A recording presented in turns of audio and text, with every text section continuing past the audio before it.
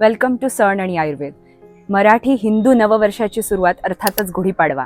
Taste बी और health बी या दोन्हीचा विचार करून गुढीपाडव्याला जसं श्रीखंड, पुरणपोळी ह्याचा आस्वाद घेणार आहात, त्याचप्रमाणे कडुनिंबाची चटणी घरोघरी करून एक चिमूटभर खायला विसरू नका. अरिष्ट नाशक आणि सगळ्या त्वचारोगांवरचं उत्तम औषध सांगितलं आयुर्वेदाने म्हणजे कडुनिंब. ही कडुनिंबाची एक चटणी आहे ना, ती तुमचा दाह कमी करणारे, त्वचेचे वेगवेगळे रोग कमी करणारे आणि हा कफनाशक सुद्धा सांगितलेला आहे.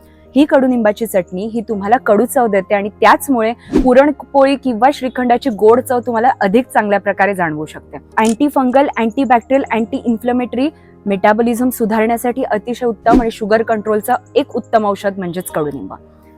फक्त कडुनिंबाची चटणी का नाही, गोड पण हवंच. बत्ताशाच्या गाठी अतिशय उत्तम तृष्णाशामक असलेलं एक सतत लागणारी तहान किंवा भूक कमी करण्यासाठी म्हणजे बत्ताशाची गाठ. सण आणि आयुर्वेद हे एकच आहे. आयुर्वेद आपल्या घराघरात आहे आणि हा पुढच्या पिढीपर्यंत पोहोचवणं हे आपलं काम आहे. प्रत्येकाने करा एक चिमूटभर कडुनिंबाची चटणी ह्या गुढीपाडव्याला. कारण लक्षात ठेवा, टेस्ट बी और हेल्थ बी आणि बिटर इज बेटर.